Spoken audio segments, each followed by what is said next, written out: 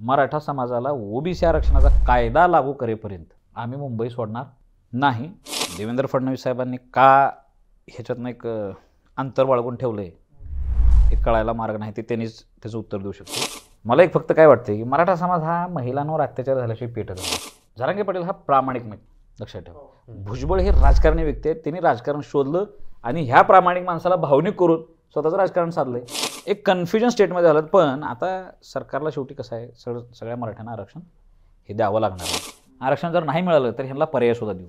हे सहज साधं गणित आहे. या सत्ताधाऱ्यांनी एवढं साध्यात घ्यायचं नाही.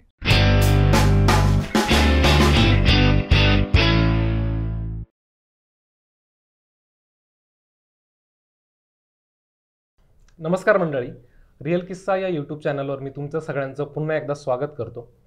मराठा आरक्षणाचा प्रश्न गेल्या काही महिन्यांपासून चर्चेत आहे. तर आपलं रिअल किस्सा चॅनलचा उद्देश हाच आहे की सगळ्या बाजूची मतं आपल्याला समजून घेतली पाहिजेत. ती मतं चुकीची असू शकतात, बरोबर असू शकतात, पण लोकशाहीवादी भूमिका म्हणून आपल्याला ती मतं जाणून घेतलीच पाहिजेत. आज आपल्यासोबत मराठा आरक्षणाचे एक खंदे कार्यकर्ते, त्या चळवळीचे एक खंदे कार्यकर्ते योगेशजी केदार साहेब आहेत.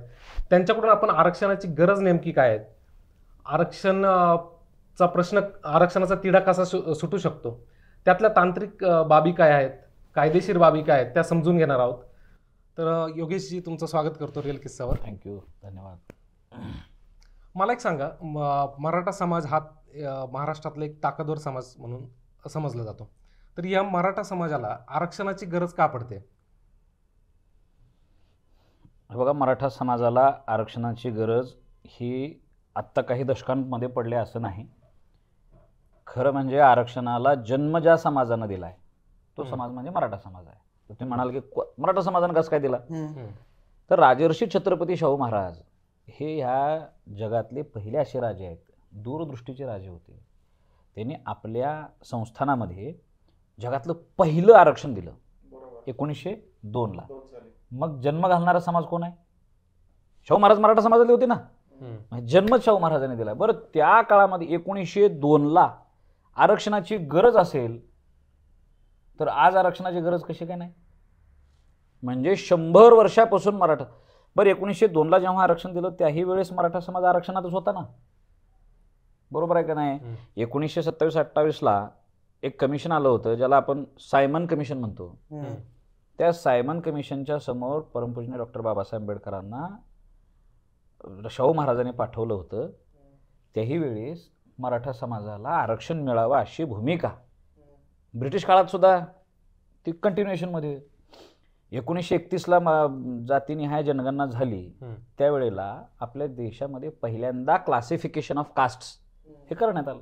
म्हणजे तोच आकडा, म्हणजे पहिल्यांदा नाही, त्याच्या आधीपासूनच क्लासिफिकेशन आहे. पण आपण आता सध्या तो आकडेवारी बघू शकतोय, म्हणजे जातीनिहाय जनगणना आपण म्हणतो ते 1931 आजही वापरतो आपण.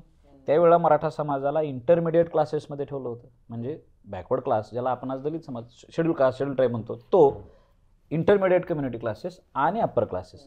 मराठ्यांना आजच्या जे ओबीसीमध्ये आहे, म्हणजे आज त्याला आपण ओबीसी म्हणतो, तर मराठा समाजाचा समावेश त्यावेळेस त्या ओबीसीच्या यादीत होता. 1935ला ब्रिटिश गव्हर्नमेंटने एक शासनादेश काढला होता. त्याही वेळेस मराठा समाज, म्हणजे शासनादेश कशात काढला होता, तर शिक्षण विभागाचा एक GR होता.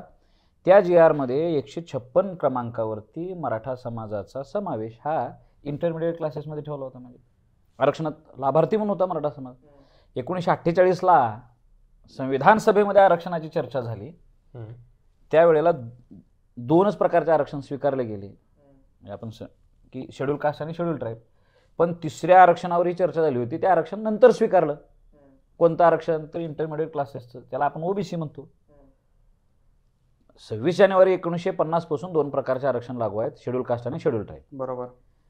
त्या आरक्षणामध्ये पात्र नसणाऱ्या इतरही आकांक्षित समाजांना आरक्षण मिळावं म्हणून 1953ला काकासाहेब कालेलकर कमिशन स्थापना झाली होती. ज्याच्यातनं ते कमिशन जर स्वीकारलं गेलं असतं तर ह्या देशामध्ये ओबीसी आरक्षण हे 1957 पासूनच लागू झालं असतं. म्हणजे 53ला स्थापन झालं, 57ला रिपोर्ट आपण फेटाळला नेहरूजींनी. तर आज आपण जे काही मंडल कमिशन म्हणतो 1990ला स्वीकारलं आणि ओबीसी आरक्षण लागू झालं, ते 1957 पासून झालं. त्यावेळेस कालेलकर कमिशनमध्ये सुद्धा मराठ्यांचा समावेश हा ओबीसीत झाला असता, होणार होता. म्हणजे आमच्या मराठवाड्याशी तर आम्ही निजाम स्टेटमध्ये होतो, तिथलंही डॉक्युमेंटेशन, तिथले सगळ्या नोंदी ह्या कुणबी म्हणून होत्या आणि आम्ही मराठा समाज तिथला हा पूर्ण हा ओबीसीत राहिला असता जर कालेलकर कमिशन स्वीकारला असतं तर. तेव्हाही आम्ही आरक्षणाला पात्र होतो, आरक्षणाचा लाभ घेण्याच्या मानसिकतेत होतो. ह्याचं कारण आहे, आरक्षण ही व्यवस्था आणण्यामागची जी धोरणं आहेत शाहू महाराजांची, ती धोरणं डॉक्टर बाबासाहेब आंबेडकरांनीही कंटिन्युएशनमध्ये ठेवली होती. नंतरही काय धोरण होतं मूळ, की शिक्षण आणि सरकारी नोकऱ्यांमध्ये प्रतिनिधित्व बहुजन समाज बांधवांचं नव्हतं, त्यांचा वाटा वाढावा. त्या लोकांना ह्या व्यवस्थेमध्ये आणण्यासाठी आरक्षण व्यवस्था आहे. मग बरं, आता तुम्हाला अजून एक इंटरेस्टिंग गोष्ट सांगतो. ह्या जगातला आरक्षणाचा लाभ घेणारा पहिला व्यक्ती सुद्धा मराठा समाजातला आहे. पहिला व्यक्ती सुद्धा मराठा समाजातला आहे. म्हणजे मराठा समाज हा शेती करणारा आणि तलवार घेऊन मैदानात लढणारा होता. शाहू महाराजांना लक्षात आलं की बाबा आता काय तलवारीचे काय विषय राहिलेला नाही, ब्रिटिशांची सत्ता देशात आहे, आता काय शिक्षण आणि नोकरीचं. मग ह्याच्यामध्ये मराठ्यांची कमी होती ना, मराठी सुद्धा. दलित पण कमी होते, आदिवासी तर नव्हते आणि ओबीसी सुद्धा नव्हते. म्हणून ह्या गोष्टीमध्ये बरोबरी यावी यासाठी आरक्षणाची व्यवस्था आहे. मग 1902ला आमच्याकडे काय जमिनी कमी होत्या का? होत्याच ना. मराठ्यांकडे जमिनी होत्याच ना, बरोबर आहे. आजच्यापेक्षा तर जास्तच होत्या. तेव्हा पात्र होतो, आज का नाही? गरज आता उलट वाढली, कारण शेती हा जवळपास आपल्या देशातनं हा सगळ्यांनी सोडून देण्याचा धंदा ठरवलेला आहे, बरोबर आहे का नाही? बरं, मग मराठीने जायचं का? कुठं जायचं आम्ही? तेव्हा आम्ही आरक्षणाला पात्र होतो. नंतरच्या काळात आम्हाला देश स्वतंत्र झाल्यानंतर डावललं चाललंय. योगीजी, मला इथं काय विचारायचं ना, 2023-24 सालात आपण बोलतोय, 24 सालात बोलतोय. मुळात मुद्दा असा आहे की आरक्षण हवंय शिक्षणात आणि सरकारी नोकऱ्यांमध्ये, बरोबर? हाच आता आरक्षणाची मागणी यासाठीच आहे ना. राजकीय आरक्षण तर मराठा समाज मागत नाही, बरोबर बोलतोय मी? शिक्षण आणि सरकारी नोकऱ्या. तर आत्ताचा जर आकडा आपण बघितला, सरकारी नोकऱ्यांमध्ये किती मराठी अधिकारी आहेत किंवा किती मराठा समाजाचं प्रतिनिधित्व करणारे लोक आहेत? हा सामान्य मराठा समाजाला प्रश्न पडू शकतो की आरक्षणासाठी आपण जे झगडतोय आणि खूप प्रामाणिकपणे आंदोलन सुरू आहेत, असं नाही की त्याच्यात काहीतरी आडपडदा ठेवला गेला किंवा काही राजकारण आहे असं दिसत नाही. खूप प्रामाणिकपणे प्रयत्न सुरू आहेत. पण एवढा झगडा कशासाठी आहे? तर सरकारी नोकऱ्यांमध्ये आरक्षण मिळावं आणि शिक्षणात आरक्षण मिळावं. पण सामान्य समाजातल्या सामान्य माणसाला हे एज्युकेट केलं जाते की याची परिस्थिती काय, या नोकऱ्यांची परिस्थिती काय आहे, शिक्षणाची परिस्थिती काय, आणि हा झगडा काय लेवलला सुरू आहे, हे एज्युकेट केलं जातंय का? हे बघा, आमचा जो काही लढा आहे हा मुळातले जे उद्देश होते शिक्षण आणि नोकरीचे, त्यासाठीचा प्रायोरिटी नाही. आम्हाला शिक्षणामध्ये आणि नोकरीमध्ये फार मोठ्या डिस्क्रिमिनेशनला सामोरं जावं लागेल. शिक्षणात आम्ही जेव्हा विद्यार्थी मराठा समाजातल्या शाळेत पहिलीत घातला जातो, बालक जेव्हा झालेला असतो, पहिल्या दुसरीतल्या मुलांचे प्रश्न जर तुम्ही बघितला तर तुम्हाला लक्षात येईल की इथल्या राजकीय व्यवस्थेनं, म्हणजे इथल्या संविधानानं समता प्रस्थापित करण्यासाठी, डिस्क्रिमिनेशन कमी करण्यासाठी जी काही उद्देश ठरवलेली होती, त्याला सगळ्यात पहिली हरताळ तिथंच फासली जाते.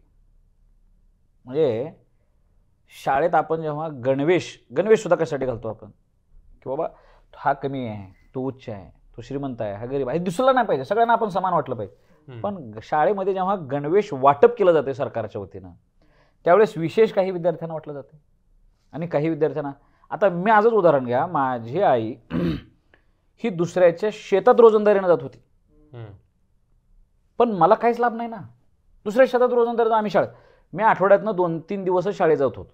मला इतर दिवशी गुरं राखायची वेळ होती.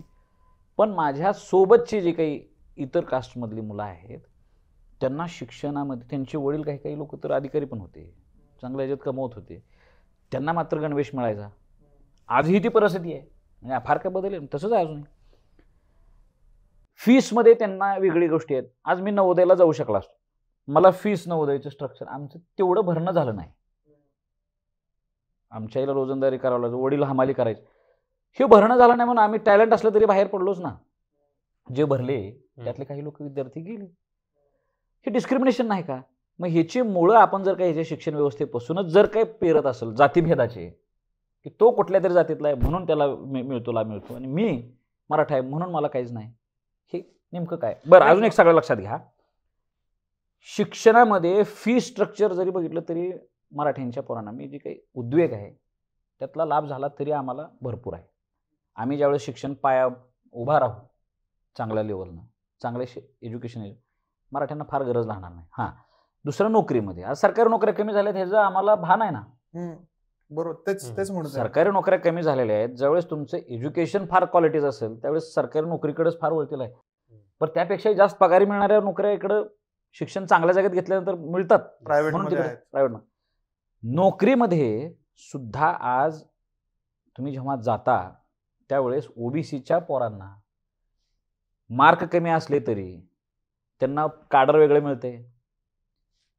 मराठ्यांच्या पोरांना किंवा ओपनमधल्या पोरांना मार्क कितीही तुम्ही जास्त घ्या तुम्हाला इच्छित काडर मिळत नाही. म्हणजे तुम्ही फार 50-55 मध्ये असला तर तुम्हाला IAS मिळेल, त्याच्या खाली गेला तर नाही.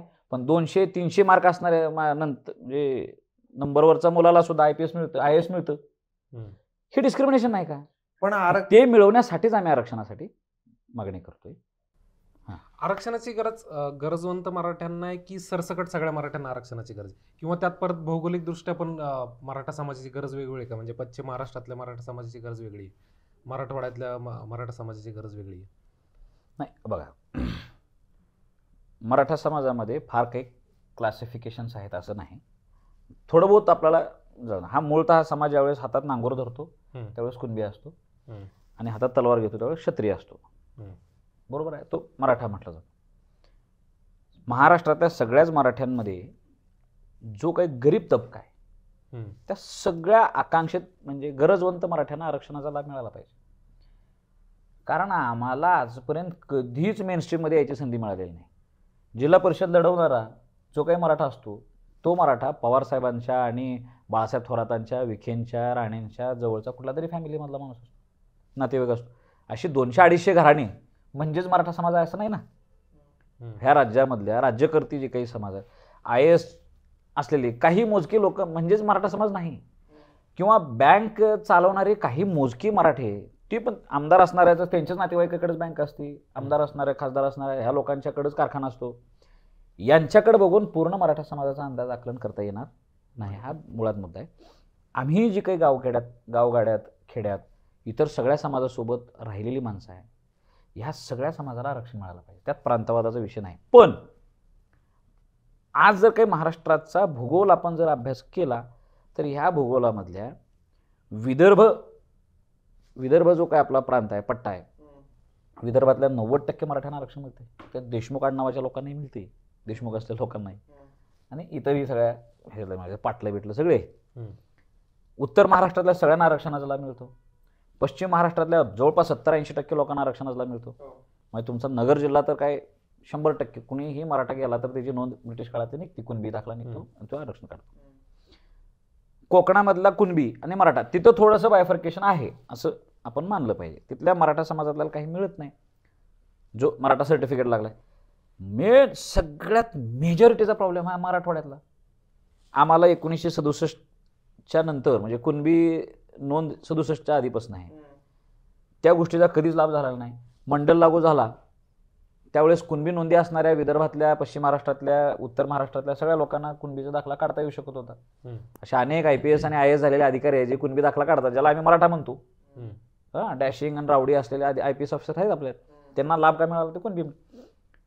राहिलं बाजूला आम्ही निजामशाहीतनं मराठवाडा जो आलाय महाराष्ट्रामध्ये, संयुक्त महाराष्ट्रामध्ये, हा विनाआट आल्यामुळं आमची बोंबाबोंब आहे. बरं, निजामशाहीमधले अनेक दप्तरं जाळले गेलेले आहेत. अनेक वेळा त्या नोंदी आम्ही केलेल्याच नाहीत ना. मराठा शब्द आम्ही लावला का अस्मितेचं प्रतीक आहे. या महाराष्ट्रातले सगळीच लोक मराठा लावायचे महाराष्ट्रभूमीतले. मग ते दलितही लावायचे, म्हणजे महार लावायचा, मराठा लावायचा, कुंभार लावायचा, चांबार लावायचा, ढोर लावायचा, सुतार सगळे मराठा शब्द लावायचे. त्या ह्याच्यात आम्ही फक्त आमच्याकडनं मराठा नोंदी राहिल्या. बरं, प्रॉब्लेम काय आहे आज आम्ही ज्यावेळेस महाराष्ट्रात बघतो नोंदी शोधायला, त्यावेळेस हे प्रॉब्लेम्स आहेत की सरकारी नोंदीमध्ये ते आढळत नाहीत म्हणून मराठवाड्यातल्या मराठ्यांना आरक्षण मिळत नाही. सरकारी नोंदीमध्ये कसं, मी जर शिक्षणालाच गेलो नाही, मी शाळेत गेलोच नाही, तर नोंद कशी होणार? माझ्या पंजा खापर पंजा शाळेतच गेलो नाही आम्ही, कुठं निजामशाही शाळाच नव्हते तेवढ्या, फार मोजकी एखाद दुसरी शाळा होती. माझ्या गावच्या शेजारी हिप्परग्याची शाळा म्हणून एक सरकारी शाळा होती, ती पण क्रांतिकारकाने फार टसल देऊन शाळा बांधली होती, एवढी एक. तिथं गेलेल्या माणसाचीच नोंद सापडेल एक. मग पूर्ण मराठवाडा हा तसाच बाजूला आहे. म्हणून प्रांतवाचक जर म्हणला तर सुरुवातीला जी काय आमचा अजेंडा होता किंवा मराठवाड्यातल्या मराठ्यांना सरसकट कुणबी दाखला मिळावा, ते मिळालं असतं, ते झालं असतं. पण आज नाही झालं. आज सरसकट महाराष्ट्रासाठीच आम्ही सुद्धा मागतोय. बरं, आत्महत्या आम्ही करतात मराठवाड्यातील लोक, आज ते दुःख आहेच ना. सगळ्यात जास्त आत्महत्या 2017-18 सुद्धा आत्महत्या झाल्या त्या मराठवाड्यातल्या केल्या. आजही बघा तुम्ही 50च्या वर आरक्षण आम्ही केलं ना, आम्हालाच आरक्षण नाही ना. नाही, माझा मुद्दा तो आहे. मला ह्या गोष्टी पटल्यात, ह्या तुम्ही आता ज्या बोलल्याने, की गरज कुठे आहे नक्की. सरसकट मराठ्यांना गरज आहे की प्रदेश ठरवून गरज आहे, आणि आकडे पण आहेत ना त्याचे. तुम्ही म्हटलं 17 नंतर आत्महत्या भाग कोणत्या प्रदेशात जास्त आहे. पण मुद्दा तोच आहे, एवढं मोठं ज्यावेळेस आंदोलन उभं राहतं, ते काय मागण्यांवरती उभं राहिलं हे जर समाजातल्या लोकांना तितकं क्लिअर नसेल. आता मला तुमच्या बोलण्यातनं ह्या दोन गोष्टी स्पष्ट झाल्या, किंवा आपल्या प्रेक्षकांना स्पष्ट झाले असतील की आपण आरक्षण मागतोय हे नोकरीमध्ये आणि शिक्षणामध्ये. आणि त्याला जोडून तुम्ही म्हटलात की शिक्षण, मी ज्यावेळेस पहिलीत जातो, आपलं पोरगं जेव्हा पहिलीत जातं, दुसरीत जातं, त्यावेळेस जे त्याला डिस्क्रिमिनेशन दिसतं, त्यावेळेस ते काय चर्चा होते आणि काय. पण एक सुशिक्षित, बहुसंख्य आणि सर्वसमावेशक समाज म्हणून मराठा समाजाची ओळख आहे. अशा समाजाने हा प्रॉब्लेम दूर करण्यासाठी पुन्हा डिस्क्रिमिनेशनचाच मार्ग निवडणं, असं जर असेल तर ते कितपत योग्य वाटतं. माझा मुद्दा हा नाही की आरक्षण मिळायला नाही पाहिजे किंवा आरक्षणाची मागणी चुकीची आहे.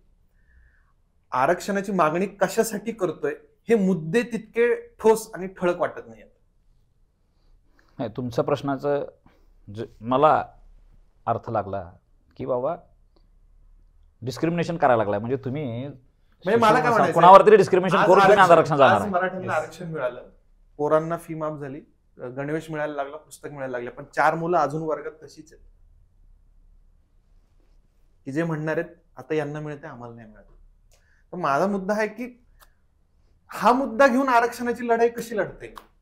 नाही, मुळात कसं आहे, आणि सरकारी नोकऱ्यांचं तर तुम्हीच म्हटलं नाही, त्याच्याविषयी बोलायलाही नको. किती नोकऱ्या निघतात तुम्हाला माहिती, किती IAS होतात तुम्हाला माहिती. भारतात 150च्या वर जागा नाही निघत. काय मी जे सुरुवातीला म्हटलो तो जो धागा सुटला आहे ते लक्षात ठेवा. संविधानाचा उद्देश काय आपल्या, की देशामध्ये समता प्रस्थापित करायला पाहिजे. जो समाज आजपर्यंत पिछडलेला होता, मागे राहिला होता, त्याला जे सवर्ण किंवा सोकॉल्ड जी मंडळी सगळं त्यांच्या हातात होतं, सांभाळत होती, सगळं त्यांच्या हातात न राहता पिछडलेल्या बॅकवर्ड क्लास लोकांचं प्रतिनिधित्व असावं म्हणून आरक्षण आंबेडकरांना हवं होतं, किंवा त्याचा तिथपर्यंतच उपयोग करावा असं अपेक्षित होतं की समता प्रस्थापित व्हावी. तोच उद्देश आज जर आपण संविधानातल्या अंमलबजावणीकडे बघितला तर तो सफल होतोय असं दिसत नाही. या राज्यातल्या एका मोठ्या समाज समूहाला तुम्ही एका व्यवस्थेच्या लाभापासून जर दूर ठेवत असाल तर समता कशी प्रस्थापित होईल. संविधानाचा उद्देश कसा सफल होईल. तुम्हाला एक मिळते मला नाही, मग ते कशामुळे मिळत नाही, मग कशामुळे माझ्या बाबतीत भेदभाव व्हायला लागलाय. केवळ आंतरजातीय विवाह केल्यानं समता प्रस्थापित होणार नाही हो. कोणाला वाटते माझी पोरगी दुसऱ्या जातीला द्यावी, अहो कोण असू द्या, मी मराठा आहे, माझ्या पोरगीनं ब्राह्मणाच्याच मुलाच्यात लग्न करावं असं मला वाटत नाही ना. उच्च असू द्या माझ्यापेक्षा सोकॉल्ड, ह्याच्यातनं समता प्रस्थापित होणार नाही. किंवा इतर कास्टच्या ह्याच्यात आपलं आता काय अंमलबजावणी आहे की जर आंतरजातीय विवाह केला तर एवढं. माझं असं म्हणणं आहे की व्यवस्थेमध्ये जर समता प्रस्थापित करायची असेल तर या व्यवस्थेच्या लाभामध्ये मराठ्यांना समाविष्ट करा. हा महाराष्ट्रातला 30-32% मराठा समाज आहे. याला तुम्ही बाहेर ठेवून समता प्रस्थापित होऊ शकत नाही. आणि आरक्षणामुळंच आमच्यावर अन्याय व्हायला लागला ही भावना जर काही समाजात असेल तर मग तू दलित आहेस, तू आदिवासी आहेस, तू OBC आहेस, तू मराठा आहेस, हे आडनावावरनं आपण काढायला चाललोय. ह्या देशात जर खरोखर समता प्रस्थापित, ह्या राज्यात खरोखर पुरोगामी महाराष्ट्र ठेवायचं असेल, समता प्रस्थापित करायचं असेल तर मराठ्यांना आरक्षण व्यवस्थित येऊ द्या. आणि चुकीच्या आरक्षण व्यवस्थित नाही, आम्ही OBC होतोच, आम्ही इथल्या बहुजन समाजाचा धागा होतोच, तो धागा ठेवू द्या, मग समता प्रस्थापित होऊ शकेल. आरक्षण चळवळीचा, मराठ्यांच्या आरक्षण चळवळीचा अजून एक उद्देश आहे. आम्ही फार कोणीतरी फार लय ग्रेट आहे असलं नाही.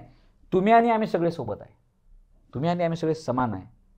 ह्याच्यासाठी सुद्धा आमचा हा लढा आहे. मी अनेकदा एका मोठ्या नेत्याला बोललो, अरे नोकऱ्याच नाही तर कशाला आरक्षण, कशाला कशाला काय बनणार, एवढं कशाला मारायला. आरक्षण किती दिवस पुरणार आहे, म्हणजे असं किती काळ चालू राहणार जोपर्यंत आरक्षण? ही ह्या देशामध्ये सध्याचं संविधान आहे तोपर्यंत आरक्षण व्यवस्था राहणार आहे. आणि ह्या आरक्षण व्यवस्थेच्या अनुषंगानं लाभ सुद्धा राहणार आहेत. केवळ शिक्षण आणि नोकरीच नाही, अहो घरकुल सुद्धा आरक्षणात नाही मिळाले. हो, मला आता बोलताना असं ते अचानक का आम्ही मराठीने बाहेर राहा. योगेश सर, मला आता तुम्ही बोलताना असं वाटलं, उद्या तुम्ही जरांगे पाटील ही जी कार्यकर्ते मंडळी ज्यांनी ही सगळी चळवळ पुढे चालवली मागच्या काही दिवसांपासून, तुम्ही जर सरकारकडे मागणी केली, जात पात आम्हाला माहित नाही, पण सगळ्या मुलांना जर शिक्षणात समान फी किंवा फी पण कल्याणकारी राज्याचा उद्देशच तो आहे ना, की सगळ्यांना समान फी किंवा सगळ्यांना फीच नाही, तुम्ही मागणी केली तर सरकार ऐकणार नाही. अहो उद्या खरंच ऐकेल. मला एक सांग का, मला याच्यात राजकारणात नाही आता बघायचं. आता तुम्हाला मी उलट राजकारण सांगतो तुम्हाला. हे का होणार नाही माहित आहे का. हा. अहो मराठा समाजाला ओबीसी आरक्षण मिळू न देण्यात ओबीसीच्या लोकांचा 2-4 लोक टाळके विरोध करावे, 2-4च. ह्याला सगळ्यात मोठा हिडन विरोध जर कोणाचा असेल तर मराठ्यांच्या नेत्यांचा आहे. ते कुठले कोण आहेत माहित आहे, जे शिक्षण संस्था चालक आहेत की नाही, ह्यांनाच मराठ्यांना आरक्षण मिळू द्यायचं नाही. कारण एवढा जर मोठा रोकड कॅश देणारा जर समाज, तुम्ही पोरं ऍडमिशन घेताना आम्ही डोनेशन देतो, कुठल्या मराठ्याच्या शिक्षण संस्थेत मराठ्याच्या पोराला शिक्षण फी माफ आहे मला सांगा. आम्ही जे फीस देणाऱ्या पोरांना तुम्ही आरक्षणात घातली, त्यांची शिक्षण संस्था कशी चालेल. म्हणून विरोध हिडन अजेंडा तो आहे. शिक्षण फी ह्या राज्यात, ह्या कल्याणकारी राज्यात पूर्ण माफ करणारच नाहीत कोणाला. आरक्षणात जाण्याचा आमचाही तो उद्देश आहे की बाबा ओबीसी प्रमाणे आम्हाला कमीत कमी निम्मी सवलत तरी मिळावी. हे मराठ्यांचे शिक्षण सम्राट जे आहेत ह्यांचा ना आमचा संबंध नाही. हे आमच्यात पोरी शोध देत नाहीत, हे दुसऱ्या जातीत देतील पोरी घरातल्या. बघा पवार साहेबांच्या घराकडे, बघा त्या अनेक पाटला आहेत, इंदापूरच्या पाटलाकडे बघा कुठं दिली पोरी. ह्यांना गरीब मराठा चालणार नाही. जो आकांक्षित आहे तो कशासाठी पाहिजे, ह्यांना ह्यांच्या कारखान्याला ऊस घालण्यासाठी मराठा तो पाहिजे कमी भावात. यांच्या शाळेमध्ये फीस भरून लेकरं घालण्यासाठी मराठी पाहिजेत. आम्हाला आमच्या मनात अस्मिताच मराठ्यांच्या पेरल्यात ह्या लोकांनी. मग आम्हाला काय म्हणायचं आहे की भीक नको, हक माग रे. कोणाचे तरी उपकार खाले, ए तू फीस माफ केलायस, आता आम्ही गेलो, तुम्ही शिक्षण संस्थेला साहेब गरीब बाबू माझं लेकरू, माझ्याकडे परिस्थिती नाही, अशी रिक्वेस्ट करणारे बापा सुद्धा आहेत ना, घेऊ नका. ती काय करते, जर लय महत्त्वाचं असेल, मतदान जास्त असेल तर विचार करतो, नाही ना तुझी फीस अर्धी माफ करू किंवा तुला हे करून देतो, काय तुकडे पाडून आपण फीस भरा असं बोलणार. आयुष्यभर त्याच्या ऋणात राहायची पाळी ना आम्हाला. माझ्या बापाला माझी फीस माफ केली म्हणून त्या शिक्षण संस्था चालकासोबत कायम प्रामाणिकता ठेवायची वेळ आहे का. बरं त्यानं आम्हाला भीक दिली, कशाची, फीस माफीची अर्धी केली किंवा इन्स्टॉलमेंट केलं, हे का बरं.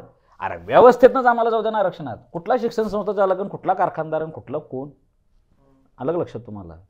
आरक्षण का मागतोय तर आम्हाला हे सुद्धा आमची दुखणी आहेत. आमचा जो क्लास स्ट्रगल चालू आहे सध्या, आमचा लढा आमच्या लोकांच्या विरोधात आहे, ज्याने आमचा वापर केला आहे अशा लोकांच्या विरोधात आहे ना. आमचा शत्रू हा छगन भुजबळ असू शकत नाही. तो आमचा काय महादेव जानकर नाही, पण आमचे शत्रू काही हे नाहीत.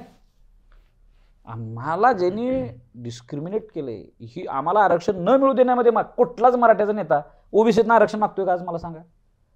त्याच्या मागे अशी बरेच कारण आहेत, देणार नाहीत.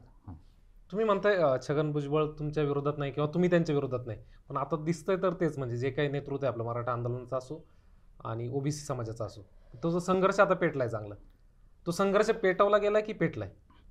कसं आहे, छगनराव भुजबळ साहेब एक संधीच्या शोधात होते, लक्षात ठेवा. 1980च्या नंतर जी काही जातीची नेते म्हणून पुढे आले, त्या राजकीय नेतृत्वाचं एक वैशिष्ट्य होतं, सगळ्याच नेतृत्वाचं. तू जर काही मराठ्यांच्या विरोधात बोलत असशील, दलितांचा कैवार घेऊन, तर तू दलित नेता. भुजबळ साहेबांचं इमर्जन्स तू ब्राह्मणाच्या विरोधात बोलत असशील पुरोगामी शब्दाच्या खाली, तर तू खरा बहुजनांचा नेता, तू ओबीसीचा नेता. तोच पायंडा भुजबळ साहेबांनी आता काय केला आहे, ओबीसीचा कैवार घेऊन मराठ्यांच्या विरोधात बोलायचा आहे आणि मग मी ओबीसीचा नेता आहे. हे फोडाफोडीचं नेतृत्व जे काही उदयाला आणले आणि त्यात खतपाणी कोण घातलं? आमदारकी कोणाला द्यायची? जो एखाद्या जातीच्या विरोधात बोलायचा त्याला खासदार, त्याला आमदार, त्याला महामंडळ दिल्यामुळं हे अशी नेते उभा राहिली. मधल्या काळामध्ये मी एक प्रयोग केला होता बरं का दादा, 2-2.5 वर्षापूर्वी, की कुठल्याही जातीतल्या इतर नेत्याला आपण टार्गेट करायचं नाही, इतर समाज बांधवाला बोलायचंच नाही, त्यांना उलट विश्वासात घ्यायचं की बाबा असं आहे. आमच्या चळवळीमध्ये काय व्हायचं की आमच्या मराठ्यांच्या चळवळीमध्ये मी अनेकदा बघितलं, म्हणजे 7-8 वर्ष मी ह्या चळवळीत साक्षीदार आहे, मागं पडद्याच्या मागंही आणि पडद्याच्या समोर येऊन मराठ्यांच्या स्टेजवर उभा राहायचं आणि ब्राह्मणेतर चळवळीचा आधार घेऊन, पुरोगामी शब्दाचा आधार घेऊन कुठल्या तरी ब्राह्मणाला शिवाय द्यायचं. मग मराठ्यांची माणसं टाळ्या वाजवणार, घरी उठून निघाले फडकून. आरक्षण म्हणजे काय हे विचारलं तर कुणाला सांगता येत नव्हतं ना, कोणाला ते सांगतं. दुसरं, आमच्या स्टेजवर उभा राहायचं, ॲट्रॉसिटी ॲक्टच्या विरोधात बोलायचं. मग तो दुसरा समाज नाराज, दलित बांधव नाराज, अच्छा आहे बघा आमच्या विरोधात. मग ही नवीन शत्रू आमच्या विरोधात आहे, काही कारण नाही ॲट्रॉसिटी ॲक्टचा आरक्षणासोबत, ब्राह्मणेतर चळवळीचा आरक्षणाशी काही संबंध नाही, काही घेणं देणं नाही. सध्याचं आम्हाला खरं घेणं देणं संविधानाशी आहे. तसंच छगन भुजबळ काय बोलले ह्याच्याशी घेणं देणं ठेवायला नको होतं. म्हणजे विश्वासात नाही घेतलं जाते असं तुम्हाला म्हणायचं. म्हणजे काय विश्वास नाही.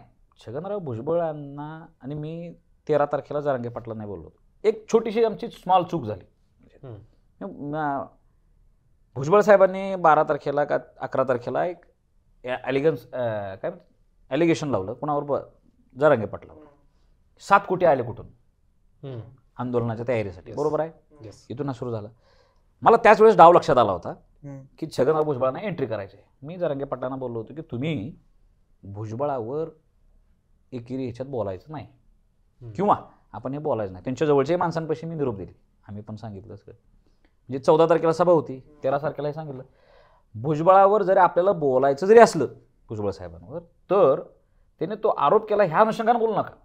आपण घेतलंच नाहीत कोणाचे 7 कोटी, मग आपण त्याला एवढं जीवाला लावून घ्यायची गरज नाही. आपण काय केलं पाहिजे, भुजबळ साहेबांची जी काही मुद्दे आहेत ते आपण खोडून काढू. भुजबळ साहेब म्हणतात ओबीसी या राज्यात 54% आहेत. कसे 54% आहेत, कुठून 54% आहेत, मोजा दाखवा. ह्या मुद्द्यावर बोलू ना आपण. भुजबळ साहेब जो 54% आकडा सांगतात तो 1931च्या जनगणनेचा आधार घेऊन सांगतात, कारण त्याच वेळेस ज्या जातीने ह्या जनगणना त्यावेळेस मराठा समाज त्या ओबीसीच्या यादीत होता. मराठ्यांसहित सगळे ओबीसी मोजले होते म्हणून 54-58% होतील. मराठा वगळून आता जर तुम्ही ओबीसी मोजला तर ओबीसी संख्याच कमी होणार आहे. भुजबळ साहेब, तुम्ही मराठा आणि ओबीसी हा भेद करण्यासाठी तुम्ही आमच्या विरोधात येऊ नका. तर आपण ओबीसी आणि मराठी हजारो वर्ष सोबत होतो.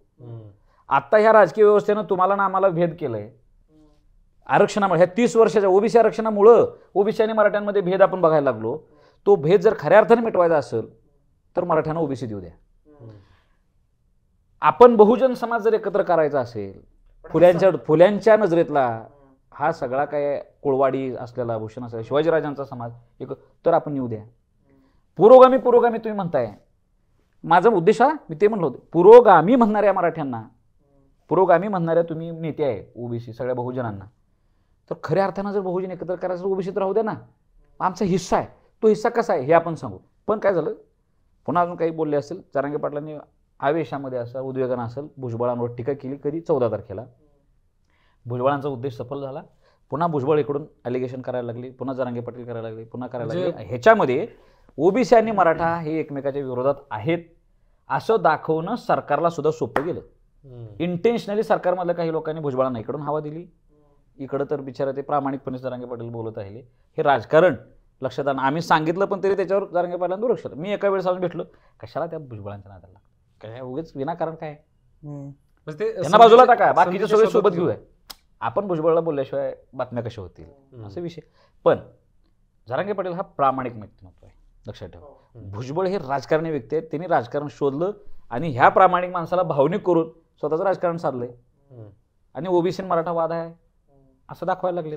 आंतरवाली सराटीमध्ये लाठी हल्ला झाला आंदोलकांवर, बरोबर. त्यानंतर आंदोलनाला पूर्ण महाराष्ट्रभर प्रसिद्धी मिळाली, लोकप्रिय झालं आंदोलन, सगळा मराठा समाजाचा पाठिंबा मिळाला. तुमचं म्हणणं असं आहे की मराठवाड्यातल्याच मराठा समाजाची गरज वेगळी आहे, पण मग आंदोलनाला एवढी सर्वदूर प्रसिद्धी मिळाली म्हणून मग आता पूर्ण महाराष्ट्रासाठी हे आंदोलन मग त्याचं रूपांतर पूर्ण महाराष्ट्रासाठीच्या मराठा आंदोलकांसाठी आरक्षण मिळवण्यासाठी झालं का? म्हणजे जे आंदोलन फक्त मराठवाड्यातल्या मराठा समाजासाठी होतं त्याचं रूपांतर इकडे झालं का? आणि त्याची मागणी नंतर बदलली, म्हणजे जे मराठवाड्यातल्या मराठ्यांसाठी आरक्षण हवंय ती मागणी नंतर बदलली आणि सरसकट महाराष्ट्रातल्या. म्हणजे तो लाठी हल्ला झाला नसता, कदाचित ती प्रसिद्धी मिळाली नसती, तर मग ते आंदोलन तिथल्या तिथं चालू राहिलं असतं. कसं असते कुठल्याही ह्याच्यात चळवळीला एका इन्स्टिंक्टची गरज असते हम्म. आणि ती मोठं व्हायला. म्हणजे मराठ्यांचं एक वैशिष्ट्य आहे की 2016-17 पण आंदोलनं जी मोठी झाली त्याच्या पाठीमागे एक कारण होतं, ते म्हणजे कोपर्डीची घटना. त्या एका भगिनीवर अत्याचार झाला आणि मराठा समाज हा पेटून बाहेर उठला. बरोबर. आणि आत्ता 2023 जे काही जरांगे पाटलांचे ते झाले तिथं सुद्धा तो समान धागा होता. कोणता? महिलांवर लाठीचार्ज झाला. रक्त पडलेले, डोळ्यातनं अश्रू, रक्तधारा वाहिलेले, डोके फुटलेले, हे जे फोटो बघितलं महिलांचे आणि तेच फोटो आम्ही सगळ्यांनी व्हायरल केले. मी ज्यावेळेस बघितलं, कारण 4 दिवस आंदोलन चाललं होतं, 5-6 दिवस 8 दिवस मलाही जरांगे पाटील बोलवत होते सभा यायला, त्यांची जवळची माणसं बोलत तुम्ही या, भाषण करा, सभा करा, पण थोडंसं माझ्या अडचणीमुळे मी गेलो नाही. पण ज्या दिवशी ही लाठीचार्ज झाला त्यावेळेस मला फोन आले तिथल्या लोकांचे, ते कुरणकर वगैरे वगैरे तिथले जरांगे पाटलांजवळचे, बाबा इथं लाठीचार्ज करण्याची तयारी आहे आणि पोलीस आता बोलवायला लागलेले आहेत, मग तुम्ही महाराष्ट्राला कळवा. आता आमची कोणच दखल घ्यायला तयार नाही, मीडियातले लोक. तुमचं थोडंसं मीडियात संबंध आहे.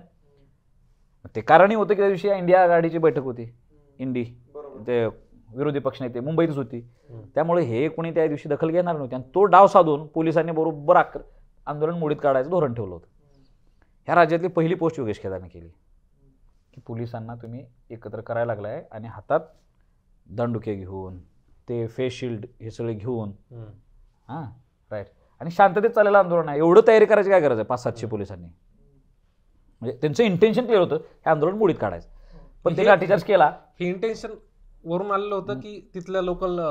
आता बरेच लोक म्हणतात की बाबा तिथल्या अधिकाऱ्यांनी तो हातात हा विषय घेतला आणि तो पडला. वरिष्ठांचा आदेश वगैरे असतोय, ते झाले, गृहमंत्र्यांनी माफीसुद्धा मागितली, तो विषय नाही, पण ते मोडून काढण्याचा विषय झाला. आणि ह्या राज्यात पहिली बातमीसुद्धा करायला केली, ती मी करून पाठवली आहे बऱ्यापैकी.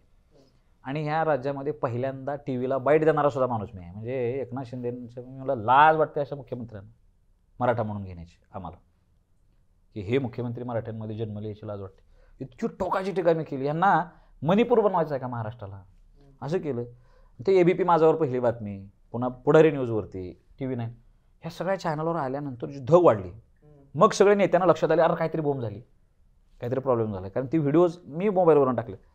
आणि मग संभाजी महाराजांनी जायची घोषणा केली, तिथंच लगेच रोहित पवार गेले. दुसऱ्यानंतर सगळे राज्यातली मोठी मोठी नेते आल्यामुळे चळवळ मोठी झाली. आमचा उद्देश सफल झाला. म्हणजे मला वाटलं होतं की महिलांवर लाठीचार्ज झाल्यामुळं आता सगळे नेते येणार, मराठा समाज पिटून बाहेर पडणार आणि ही चळवळ मोठी होणार. आणि जरांगे पाटील सुद्धा OBC मधलेच आरक्षण मागायला ह्यावेळेस पहिल्यांदा त्यांनी OBCतलं आरक्षण, त्याच्या आधीचे आंदोलन नुसतं मराठा आरक्षण म्हणायचं, मराठा आरक्षण, बरोबर. आता त्यांनी OBC मधलं कुणबीचं मिळावं म्हणून केलं. आता ही चळवळ मोठी करायची. मग आमच्यासारखी कार्यकर्ते पुन्हा इन्व्हॉल्व्ह झाली आणि आमचा उद्देश बऱ्यापैकी आंदोलन मोठं, चळवळ मोठी करण्यासाठी सफल झाला. मला एक फक्त काय वाटतं की मराठा समाज हा महिलांवर अत्याचार झाल्याशिवाय पेटत नाही. आम्हाला आझाद मैदानावर किती पण त्रास दिला, हाय 2, 2.5, 3 महिने होतो, पण काय समाज असं का उठायला तयार नव्हता, बाहेर यायला तयार नव्हता. 2017 सारखा एक कॉमन इन्सिडन्स घडला, महिलांवर लाठीचार्ज झाला आणि मराठा समाज पेटून बाहेर उठला, उत्स्फूर्तपणे बाहेर आला. आता फक्त एक सुधारणा झाली की OBC मधलीच आरक्षणाची मागणी. ते सांगा ना तुम्ही, म्हणजे आंदोलनानंतर मग ट्रान्सफर झालं का? हां, मराठवाड्यापुरतं हे होतं. हां, तिथं पुन्हा जरांगे पाटलांची भूमिका ते सगळ्यांनाच माहिती आहे, ज्ञात आहे. आता आमच्या इथले बाळासाहेब सराटे साहेब असतील, विद्वान आहेत मराठवाड्यातले, आणि असे काही विद्वानांनी एक मांडणी केली की बाबा मराठवाड्यापुरतीच जर मागणी राहिली असती कंटिन्युएशनमध्ये तर सरकार, म्हणजे आरक्षणाचा प्रश्न तेव्हा सुटला असता. आत्ता आरक्षण मिळालं असतं म्हणजे सरसकट मराठ्यांना. ते आर्टिकल 371 विशेष राज्यपालांना म्हणजे एक विशेष व्यवस्था करता आली असती. सरकारी झुकलं होतं, त्यांनी समिती तिथे नेमली होती, त्यातली 1-2 टेक्निकल दुरुस्त्या करून आपण शिंदे समितीचा आधार घेऊन हैदराबादचे काही छोटे मोठे डॉक्युमेंट असतील तो घेऊन मराठवाड्यातल्या सगळ्या सरसकट मराठ्यांना आरक्षण देता आलं असतं. नंतरच्या काळामध्ये हा सरसकट महाराष्ट्राला मिळावं असा विषय झाल्यानंतर पुन्हा भुजबळ वगैरे अशी ही सगळी गँग महाराष्ट्रामध्ये सक्रिय झाली आणि सगळ्या मराठ्यांना द्यायचंच नाही असा एक प्रोपगंडा सरकारला पाहिजे होतं की सगळ्या मराठ्यांना द्यायचा विषय नाही. मग मराठा विरुद्ध ओबीसी हे पुन्हा राजकारण झालं आणि हा तिढा आता थोडासा वाढत गेला. आजही बघा की कुणबी देत असताना सगळे सोयरे सरसकट नाही, हा अशा अनेक प्रश्न आहेत ना. मग ते सगळे सोयरे नुसतं करायचं त्याचं क्लॅरिफिकेशन देणार नाहीत. बरं 54 लाख दाखले मिळाले म्हणतात, कुठं मिळाले ह्याचाही पत्ता नाही. आज 13,000 बीडमधलं त्यांनी आकडा सांगितलं 13,000 लोकांच्या कुणबी नोंदी सापडल्या, त्यातले 1,000 लोकांना सर्टिफिकेट दिले, बाकीच्यांना राहिलं त्यातलं 12,000 लोकांना नाही. बरं काही लोकांचं म्हणणं आहे की हे 54 लाख आकडा सरकारनं उगा शिगोफा सोडलाय. बरं शिगोफा विदर्भातले पश्चिम महाराष्ट्रातले ऑलरेडी कुणबीत असलेले दाखलीत लोक जर तुम्ही मोजला मग त्या काय उपयोग आहे त्या 54 लाखाचा. असे एक कन्फ्युजन स्टेटमध्ये झालं. पण आता सरकारला शेवटी कसं आहे सगळ्या मराठ्यांना आरक्षण हे द्यावं लागणार आहे, आम्ही आरक्षणाला पात्र आहे, ही गोष्ट आता बिंबवणं जास्त गरजेचं आहे. आम्ही कसं आरक्षण मिळवू शकतो. हे 54% तुम्ही जे म्हटले की ओबीसी समाज 54% नाहीच आहे मराठा व्यतिरिक्त, तर ते गणित थोडं समजून सांगा. काय आकडेवारी काय कसं आहे, छगनराव भुजबळ साहेब ज्यावेळेस म्हणतात की देशामध्ये एवढे टक्के समाज आहे आणि त्यानंतर त्याच्या 50% रिझर्वेशनची व्यवस्था ही मंडल कमिशनची आहे, मग आम्ही 54 आहे म्हणून आम्हाला 57. देश पातळीला 27, देश पातळीला तो आकडा खरा येऊ शकतो. म्हणजे कुठल्या राज्यात कमी जास्त असं होतं, कधी कुठल्या कुठल्या राज्यांमध्ये 60% ही ओबीसी असतील, बिहारमध्ये झालं 60, 62, 63%. पण महाराष्ट्रामध्ये तसं नाही. आता बिहार तुम्ही जे नाव घेता, बिहारमधला यादव मराठ्यांसारखा मेजॉरिटी असलेला तो यादव ओबीसीत आहे म्हणून तिथं 70% समाज होईल, 67% होईल, होणार आहे, होतोय. उत्तर प्रदेशमधला यादव ओबीसीत आहे, बरोबर आहे, म्हणजे मेजॉरिटी असलेला. पण महाराष्ट्रामध्ये तसं नाही. महाराष्ट्रातला मेजॉरिटी क्लास असलेला मराठा समाज हा आरक्षणाच्या बाहेर आहे. म्हणजे बिहारमधला उत्तर प्रदेशातला यादव हा 17% आहे फक्त. मी जो आकडा ऐकला म्हणजे 14 का 17%, त्यालाच मेजॉरिटी मानतात, तो तिथं आहे. महाराष्ट्रात तर 30-32% मराठ्यांना ओबीसीत. मग ह्या ओबीसीतला आकडा जर मराठ्यांचा वजा केला तर ओबीसी एवढे नाहीतच. बरं तुम्हाला एंट्रान्स म्हणून सांगतो की आत्ता राज्य शासनानं विकास गवळी केसवेळी ह्या राज्यातले ओबीसी मोजले, मतदान यादीवरनं मोजले आणि तो आकडा सुप्रीम कोर्टात दाखल केलाय. तो किती केलाय? 37%. ह्या राज्यात फक्त 37% ओबीसी राहतात असं कुठं केलं ॲडमिट. म्हणजे भुजबळ साहेब मागच्या मंत्री असताना महाविकास आघाडी सरकारमध्ये त्यांनीच आकडा दिलाय सुप्रीम कोर्टात मंत्रिमंडळाने त्या की ट्रिपल टेस्ट करून बाठिया कमिशन नेमून ट्रिपल टेस्ट करून आकडा दिला किती 37. मग तुम्ही 54% कसं म्हणताय? बरं आपण जर सरसकट मोजणीच केली तर राज्याच्या समोर लक्षात येईल गणित काय आहे. एक लक्षात ठेवा, एससी आणि एसटीच्या समाजाची संख्या ही 20% आहे. त्यांना 20% समाज आणि 20% आरक्षण आहे, संख्येचे 100%. पण ओबीसीची शिफारस अशी आहे की संख्येच्या 50% आरक्षण असावं. म्हणजे देशात 54 आहेत म्हणून 27 आहे, देशात 52 आहेत म्हणून 27 आहे, असं एक सरधोपट आकडा मांडला जातो. माझं म्हणणं आहे की महाराष्ट्रामध्ये किती ओबीसी आहेत हे आधी काढलं पाहिजे. ओबीसी नेमके किती आहेत सध्या, मग त्याला त्यांच्या संख्येच्या प्रमाणात आरक्षण आहे का निम्म हे आपल्याला लक्षात येईल. तर एससी आणि एसटी 20 आणि महाराष्ट्रामध्ये ओबीसींना आरक्षण किती टक्के लागू आहे सध्या? हे 32% आहे. याचा अर्थ काय होतो की ह्या राज्यात 54% ओबीसी राहतात, बरोबर आहे. म्हणजे 64%, 64च्या निम्म ओबीसी म्हणजे 32 आहेत, 32% आरक्षण, बरोबर आहे. आता मला सांगा 64% ओबीसी, 20% एससी एसटी, 64 आणि 20 किती होते? 84. आपल्या राज्यात ब्राह्मण, जैन, मारवाडी, पारसी असे उच्च वर्णातले लोक राहतात. ह्या लोकांची 6% संख्या आहे, बरोबर आहे. 84 6 90. आपल्या राज्यामध्ये मुस्लिम समाज बांधव सुद्धा राहतात, 15% त्यांची संख्या आहे, 90 आणि 15 17% मुस्लिम आहेत, बरोबर आहे. 15 काय आणि 17 काय, 90 आणि 17 107, बरोबर आहे. आता टक्केवारी 100च्या पुढे असते का?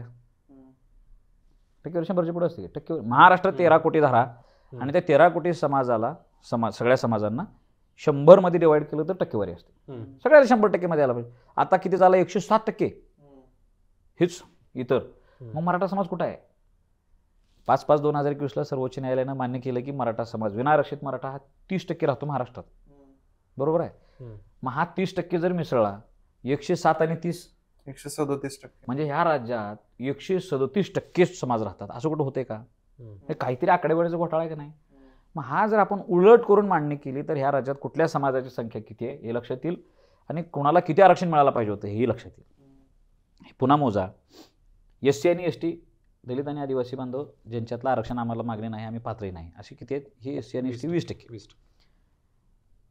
मराठा समाज हा 5/5/2021 सांगितलं सर्वोच्च न्यायालयाने की विनाआरक्षित मराठा हा 30% आहे. बरोबर आहे? 20 आणि 30 किती झालं? 50 झालं. ब्राह्मण, जैन, मारवाडी, पारसी मी किती म्हणालो होतो? 6%. बरोबर. 56 झालं. 50 आणि 6 56. आपल्या राज्यात मुस्लिम समाजातल्या काही जातींना आरक्षणाचा लाभ मिळतोय. बरोबर आहे? 17 7% लोकांना आरक्षण मिळतं असं धरा, आणि 10% मुलं मुस्लिम आहेत असं धरा. किती? 56 आणि 10 66. बरोबर आहे? मग आत्तापर्यंत सगळे समाज मोजले, फक्त OBC मोजले नाहीत. 100 जर 66 वजा केलं तर जो येणारा आकडा आहे तो ह्या राज्यातल्या जास्तीत जास्त OBC समाज बांधवांचा आकडा असणार आहे.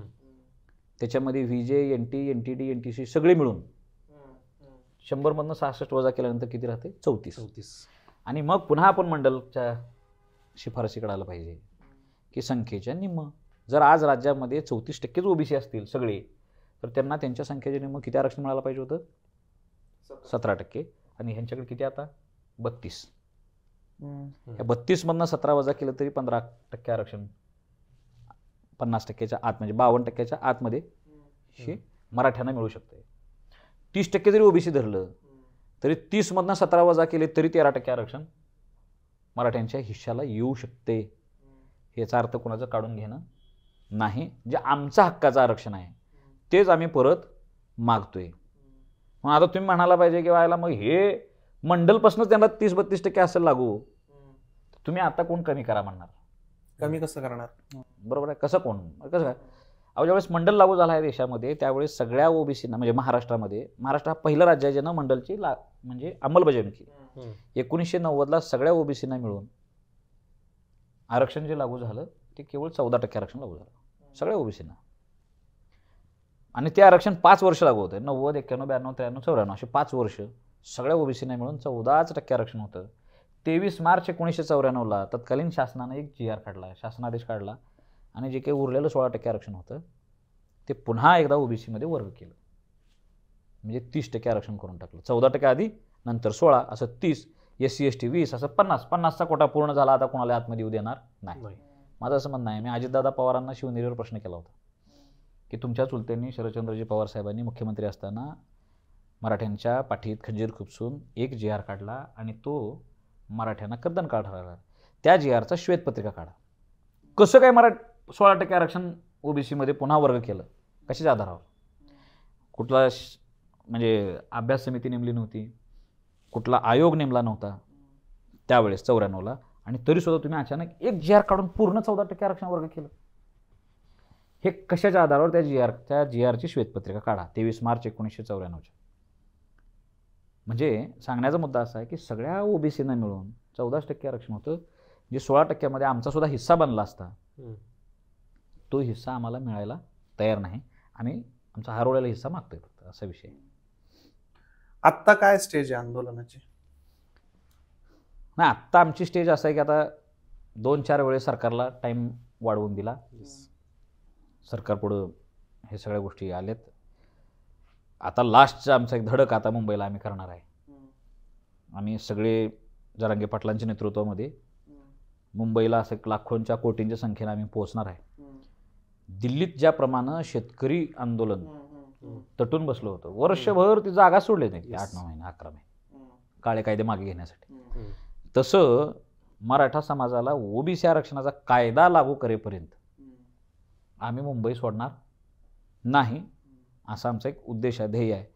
आणि जर आम्ही मुंबईचं सपरेशन करू शकलो, आम्ही मुंबईला जर ताब्यात ठेवलं काही दिवस, पार देशाच्या राष्ट्रपतींपासून पंतप्रधानांपासून सगळ्यांची धावपळ होईल. लक्षात ठेवा, देशाची आर्थिक राजधानी आहे मुंबईचे. बरं आम्हाला यांनी जर मुंबईत नाही तेव्हा जाऊ दिले तरी मुंबईला जाणारे सगळे रस्ते ब्लॉक वगैरे होतील.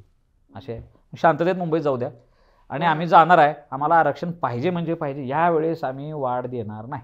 नाही आता हे बऱ्याच आणि समाज ऐकणार नाही. म्हणजे आता आमच्यासारखे म्हणजे जरांगे पाटील असतील, आम्ही असेल, आम्ही जर म्हणलं नाही नाही आता सरकारला अजून एक चान्स देऊ, लोकच ऐकणार नाहीत, कोणाच ऐकणार नाही. असं होईल का नक्की? कारण की बऱ्याच वेळा डेडलाईन दिली गेली, परत ती पुढे ढकलली गेली, मग ते तेवढं सामंजस्याची भूमिका चांगली आहे. पण आता यावेळेस तसं होणार नाही ना, की आता पुन्हा एकदा डेडलाईन दिली जाईल नवीन? नाही, लोक ऐकणार नाहीत ना. असं झालंय की ही चळवळ समाजानं हातात घेतली, लक्षात ठेवा. जरांगे पाटील सुद्धा नेहमी म्हणतात, जरांगे पाटील सुद्धा म्हणतात की आता माझ्या पण हातात काय बरंच राहिलं नाही. आतापर्यंत ऐकलेलं आहे मी तसं आहे. मी पण एक कार्यकर्ता आहे. मुंबईत गेलं 4 वेळेस लोक आता टेन्शन आलं ना, तारीख पे तारीख किती वेळा द्यायची, रिसोर्सेस वाया चालले, सगळं चालले, उगाच प्रत्येक वेळेस तारीख द्यायचं आणि त्याच चर्चा पुन्हा झिरोपासून सुरू, पुन्हा अजून हे करा, एवढं कुणबी ती कुणबी असं कुणबी.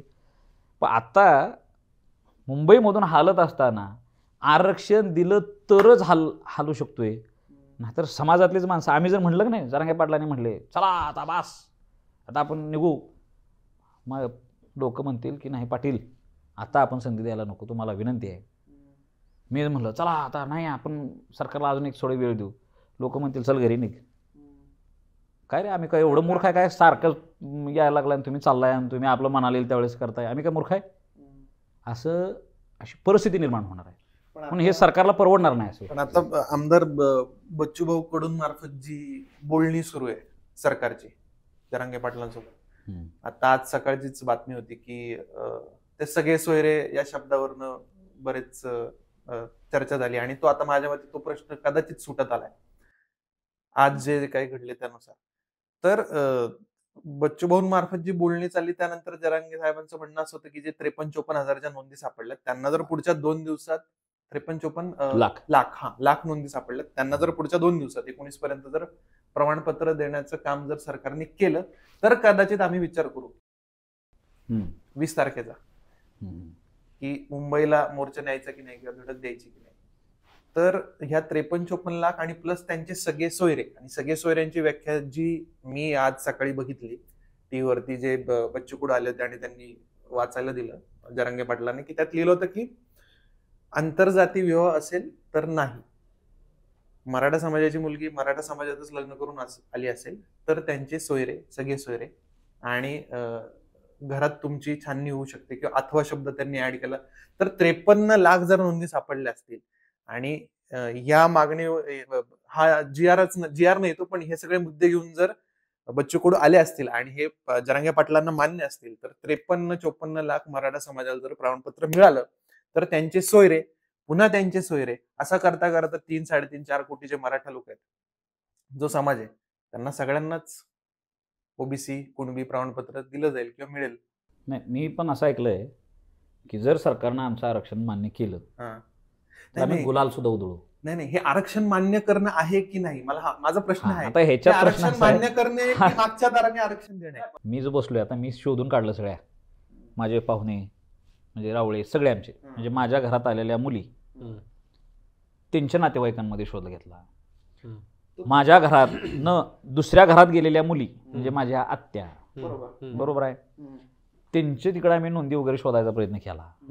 आमच्या सगळ्या असे जे काही नातेवाईक, अरे आम्हाला कुठंच कुणबी नोंद सापडना, म्हणजे आम्ही वंचित राहणार का? आज माझ्या घरात आम्ही पार 18व्या शतकात म्हणजे 19व्या शतकापर्यंत 1800 पर्यंत नोंदी शोधायला चालले. आम्हाला अजून सापडलेलं नाही, आम्हाला अजून नाही सापडलं. माझ्या कुठल्याच रक्ताच्या नातेवाईकामध्ये आणि सगळ्या सोयऱ्यांमध्ये अजून नोंद सापडली नाही. म्हणजे मग आरक्षणाचा लढा उभा केला ना, आम्हीच वंचित राहिलो असं नाही व्हायला पाहिजे. असे असंख्य समाज आहेत मराठा समाजातले, मेजॉरिटी तो राहणार आहे. उपलब्ध नाही तर काय? हा, ह्याच्यातनं काय सगळ्यांना न्याय मिळेल असा विषय नाही. मग हे पुन्हा अर्धवट झाल्याचा विषय होईल. म्हणजे तुम्ही आता काय थांबणार नाही, 20 तारखेला धडक? हां, 20 तारखेला गेलं पाहिजे. आणि सगळ्याला अश्युअर करा ना, जर काय 54 लाख झाले असतील आणि त्या 54 लाखाचे सगळे सोयरे जात असतील, हां काय 50 म्हणजे कोटी 2 कोटी लोकांना मिळत असेल, मग ओबीसी लोकांनी तर विरोध का करा? मग त्या लोकांना भिवून सरकारनं पुन्हा पळवाट का काढा? ही राजकीय अडचण आहे ना. नाही, हे उलट मला तरी हा गेम वेगळा दिसायला लागलाय. नाही, म्हणजे कसं आहे, ह्या ओबीसी आता सगळेच दोन्ही उपमुख्यमंत्री मुख्यमंत्री सगळेजण मागच्या 4-6 महिन्यांपासून म्हणतात की सरसकट ओबीसी आरक्षण दिलं जाणार नाही. हे तर मान्य आहे तुम्हाला. हे त्यांचं आजपर्यंतच वाक्य आहे.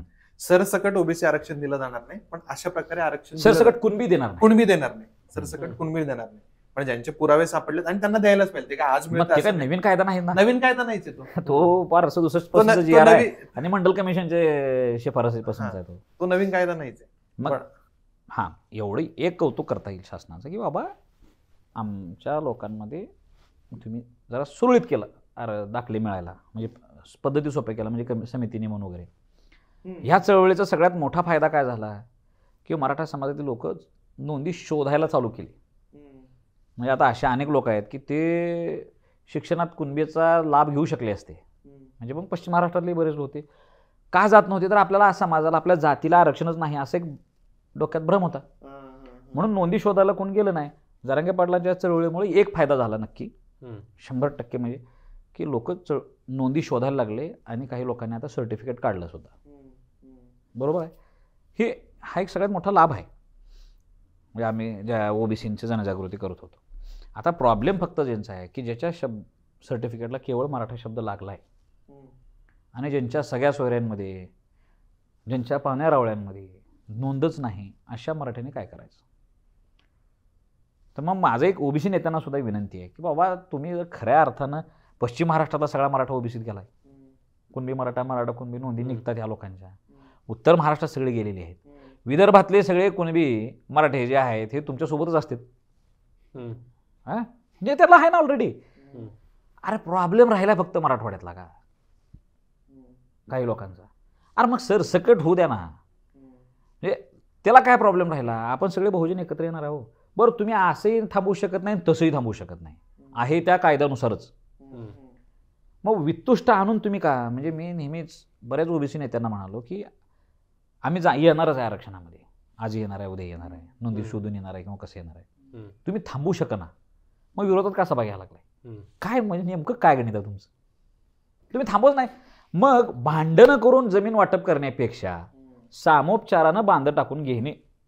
बापाच्या जमिनीमध्ये 4 पोरं असतील तर 4 पोरांना जमीन वाटप करून द्यायला पाहिजे.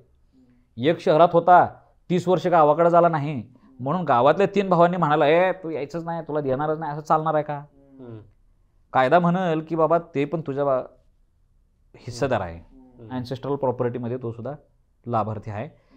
तुम्ही किती जरी विरोध केला कायद्यानुसार त्याला जमीन द्यावीच लागणार आहे. बरोबर आहे. मग उगाच विनाकारण भांडणं करून जमीन वाटून देण्यापेक्षा माझं असं म्हणणं आहे ह्या सगळ्या ओबीसी नेत्यांना की सामोपचारानं आपण बसू, एकत्र बसू त्या कुटुंबातल्याच पोरांनी. ते बाबा हलक्या भारीवर कमी जास्त आपण घेऊ, आजपर्यंत आम्ही होतो, खाल्लं, काय अडचण नाही, तुला सुद्धा द्यावंच लागणार आहे. हां, तुला कुठून पाहिजे, तुला कुठून पाहिजे, हां हे असं आहे. आपण सरळ सरळ बांध टाकणे, वाटण्या तर होतच असते त्या, कोणाला बाप्पाला चुकलेलं नाही कोणाच्या, तर ते सामोपचारानं काढू ना, भांडणं का करा. पण हे चळवळीचे जे नेते आहेत जरांगे पाटील यांची पण हीच भूमिका आहे.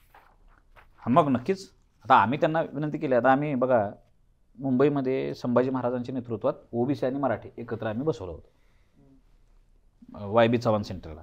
त्यानंतर 6 डिसेंबरला पुसदमध्ये मी सगळ्या ओबीसीच्या नेत्यांना घेऊन जरांगे पाटलांच्याकडे गेलो होतो आणि त्यांची एक सभा झाली. फार चांगलं भाषण. ओबीसी लोकांनी मराठ्यांना पाठिंबा दिलाय हे विनाकारण. आज 12 बलुतेदार जो काही घटक आहे ओबीसीमधला, जो मेजॉरिटीमधला आहे, त्या 12 बलुतेदार बांधवांना वाटते त्याला भांडण करणार माळी, म्हणजे अरे त्यांचे त्या लोकांनी बोलले म्हणून. माळी म्हणजे कोण, भुजबळ साहेब, उस्कवणार धनगर समाजातले काही नेते, आणि आम्ही त्याला बळी पडणार 12 बलुतेदार. आम्ही आजही मराठ्यांवर अवलंबून राहतोय, आम्ही आजही मराठ्यांवर, म्हणजे 12 बोलते सुतार हा शेतीशी निगडीत अवजार बनवतोय, मग मराठी त्याला कॅश देतात, मग ते व्यवहार आहेत ना, संबंध चांगले आहेत. न्हावी गावगाड्यात मराठ्यांसोबत त्यांना संबंध ठेवावेच लागणार आहेत. कुंभार आहे की नाही, लोहार. अरे आमचं जीवन एकमेकावर अवलंबून आहे. म्हणजे मराठा आमच्याशिवाय काय करू शकत नाही, आम्ही मराठ्याशिवाय काय करू शकत नाही, शेतकऱ्याशिवाय. बरोबर आहे. मग आम्ही का भांडण करा वितुष्टी.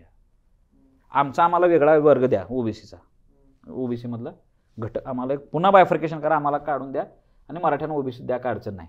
धनगर समाज हा NT मध्ये आहे. आता मी तुम्हाला अजून एक पेज सांगतो, हे त्या म्हणजे लोकांना लक्षात येईना, महाराष्ट्रात क्लासिफिकेशन झाले ते आहेत NT मध्ये, त्यांचं वेगळंच आरक्षण आहे, ओबीसीतनं आधीच काढून दिलेलं आहे त्यांना. हो. पुन्हा VJ-NT बंजारा समाजाचं वेगळंच आहे, सगळं आहे.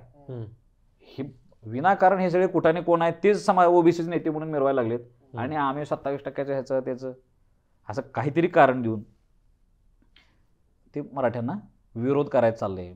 पण यांचं एक मेजर प्रॉब्लेम काय सांगू का, या लोकांना वाटतं की मराठा आरक्षणात म्हणजे एक राजकीय आरक्षणात येतील, ह्यांनी राजकारण आमचं कोण ग्रामपंचायत सदस्य नाही होणार, जिल्हा परिषद मेंबर नाही होणार. अरे बाबा म्हणलं, आता तशी मागणी नाहीच आहे ना. अहो लक्षात घ्या, पश्चिम महाराष्ट्रातलं जो जिल्हा परिषद लढू शकणारा मराठा आहे, अरे ते कुणबी काढते ना दाखला, तो त्याचा लाभ घ्यायचा घेतो. अशा अनेक सरपंच आहेत महाराष्ट्रात. बरं, ओबीसी मधला सुद्धा जो जिल्हा परिषद लढू इच्छिणार आहे त्याच्यापाशी सुद्धा 5-50 हजार लाख कोटी जिल्हा परिषद लढणं म्हणजे 50 लाख 2 कोटी 3 कोटी असलं तरच त्यातला एक 5-50 लाख खर्चू शकणार आहे तो. कमीत कमी 50-1 लाख खर्चायला पाहिजे. तसं जिल्हा परिषद इकडे पश्चिम महाराष्ट्र बघितले तर 2 कोटी 5 कोटी शिवाय नाही. ग्रामपंचायतीला 5-5 कोटी खर्च करतील लोक. जो इलेक्शन लढायला जाणार आहे ओबीसीतला त्याच्यापाशी तेवढा पैसा असणार आहे. मग तो क्रिमिलेअरच्या बाहेरचाच आहे ना. 8 लाखाच्या उत्पन्नाच्या खालच्या माणसालाच आरक्षणाचा लाभ आहे. मग ओबीसी सुद्धा त्याला म्हणू शकतो. ज्याचं उत्पन्नच 8 लाखात आहे ते कशाला इलेक्शन लढायला जाईल.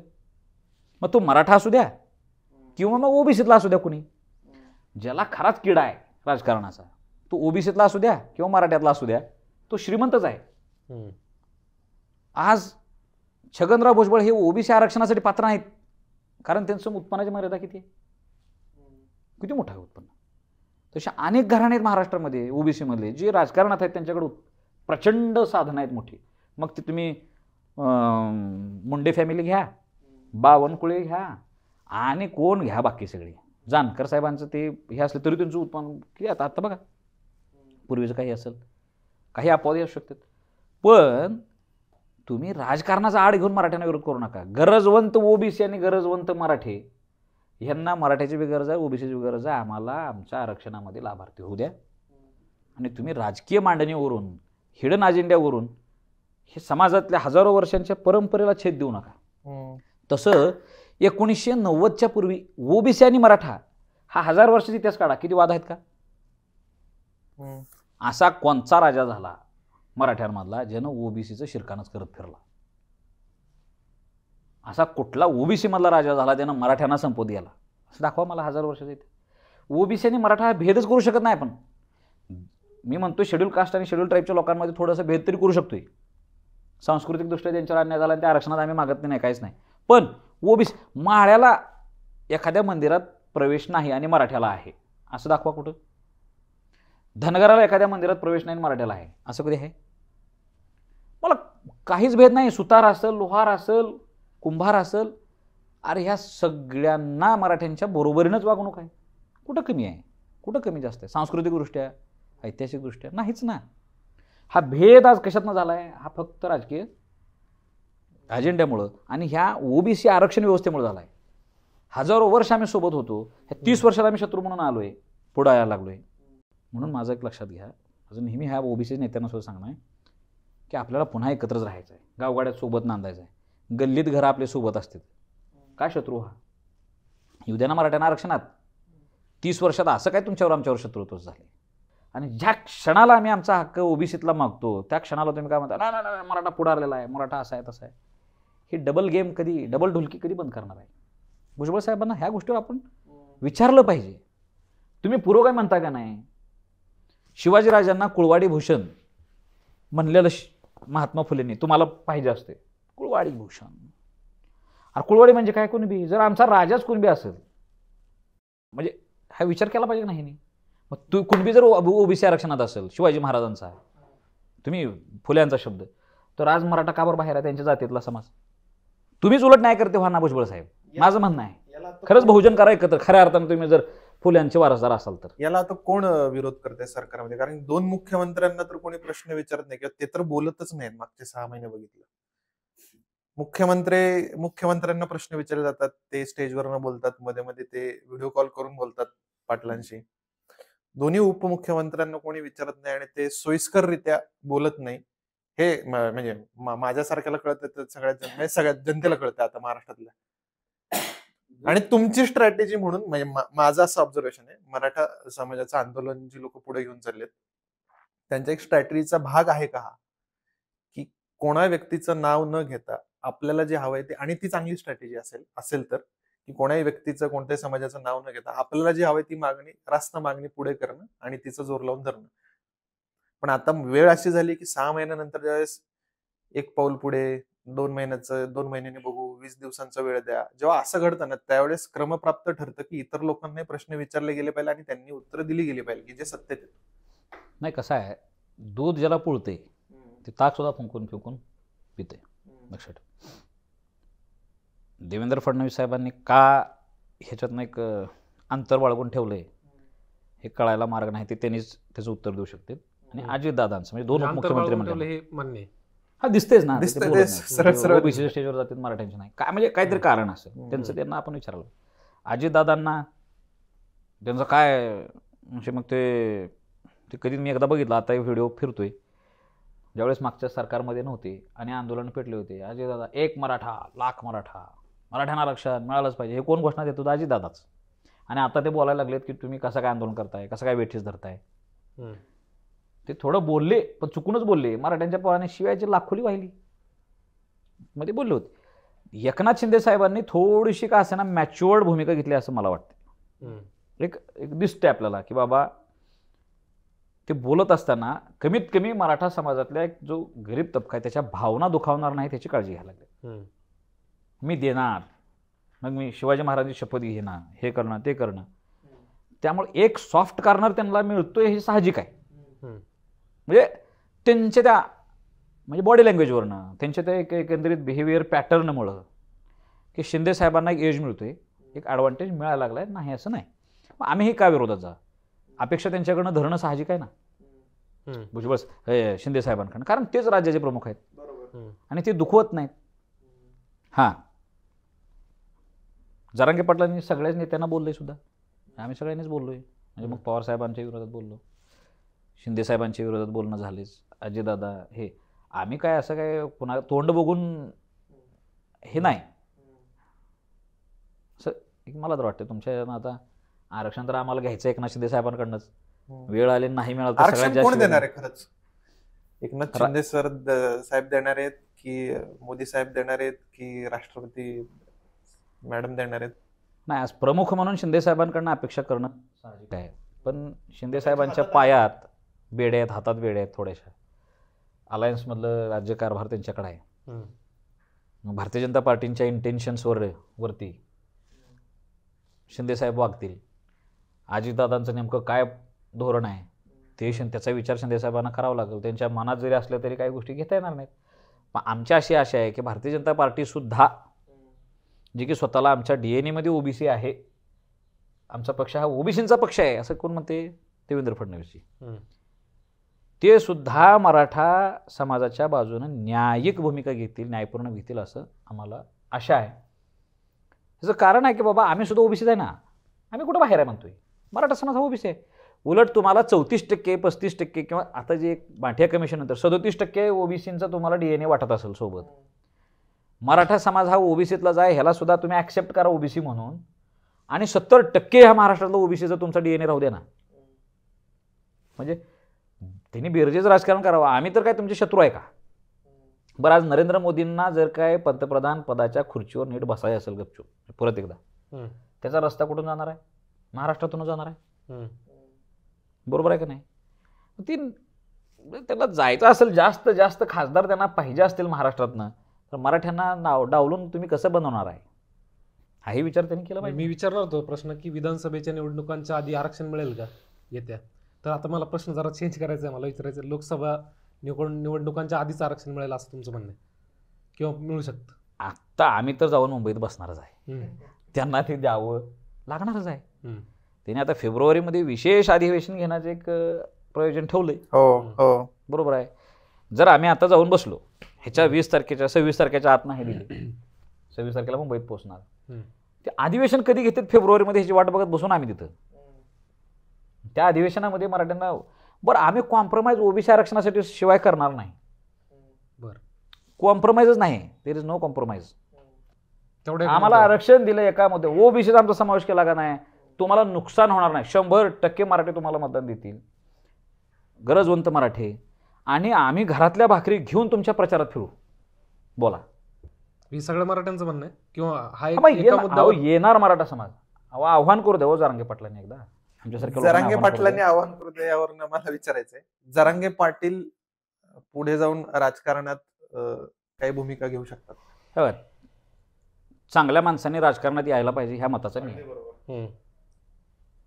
नालायक माणसं नुसतं श्रीमंत आहेत म्हणून राजकारणात असल्यामुळं आज राज्यामध्ये ही परिस्थिती आहे. मराठा समाजातलं जे रिप्रेझेंटेशन आहे विधानसभेत, लोकसभेत, हे आत्तापर्यंतच्या एका वेगळ्याच क्लासचा आहे. जो क्लास म्हणजे श्रीमंत मराठा आम्हाला त्यांच्यासोबत कोरिलेटच करत नाही. म्हणजे मी सुरुवातीला पण म्हणालो होतो, अरे मग ह्या लोक ज्यांनी काहीच केलं नाही, उगं त्याचा बाप कारखानदार होता म्हणून पोरानं पण कारखान्याचं चेअरमन व्हायचं आणि त्यानंच पण आमदारकी लढायची किंवा आमदार आहे म्हणून कारखाना काढायचा. ह्याच लोकांनी राजकारणात कुठं राहायचं? ह्यांनी स्वार्थासाठी आपल्याला किती दिवस वापरायचं? मग जरांगे पाटलांसारखी चांगली माणसं ज्यांनी चळवळी उभा केल्यात, समाजासाठी धडपड केली, अशा लोकांनी राजकारणात यावं असं आमच्यासारख्यांचं मत आहे. पण पाटलांचं इंटेन्शन दिसायला तयार नाही. पण एवढं मात्र निश्चित आहे की या चळवळीतनं नेतृत्व समाजाला मिळणार आहे आणि तसा आग्रह आम्ही करणार आहे की बाबा बुरसटलेल्या नेत्यांच्या नादाला लागायचं नाही. आता लोकांनी त्यांना सोडून दिला आहे, मग कशाला पुन्हा पुन्हा आमदार करा? काही नव्या पिढीतली लोकसुद्धा पुढे येतील. आणि आरक्षण जर नाहीच दिलं तर ह्या राज्यातली पूर्ण व्यवस्था चेंज झालेली तुम्हाला दिसेल. चळवळीचं नेतृत्व म्हणून तर समाजाने मान्यता दिलीच त्यांना, 100%. पण एक राजकीय नेतृत्व म्हणून देखील समाज त्यांना मान्यता देऊ आरक्षण शकतो. मिळाल्यानंतर त्यांच्या शब्दाला शकतो. मोठं एक शेर राहणार आहे, लक्षात ठेवा, किंमत राहणार आहे. त्यानंतर मग सगळंच महाराष्ट्रातलं राजकारण कदाचित बदललेलं असेल. हां, काय म्हणजे आरक्षण जर मिळालं तर सामान्य मराठ्यांना काही फार घेणं देणं नाही. आम्ही ह्या सरकारला मतदान देऊ. आरक्षण जर नाही मिळालं तर ह्यांना पर्याय सुद्धा देऊ. बरं, हे सहज सहज साधं गणित आहे. या सत्ताधाऱ्यांनी एवढं साध्यात घ्यायचं नाही, सोप्यात विषय घ्यायचा नाही. ह्यांना पर्याय होणार. मराठा आंदोलनाला खूप साऱ्या शुभेच्छा आमच्याकडून. सगळ्याच गरजवंत समाजांना आरक्षण मिळालं पाहिजे, आमची भूमिका आहे. तुम्ही हा एपिसोड बघितला त्याबद्दल तुमचं हार्दिक धन्यवाद. रिअल किस्सा चॅनल बघत राहा, आमच्या व्हिडिओ शेअर करा, सबस्क्राईब करा. थँक्यू. धन्यवाद. Thank you so much. थँक्यू.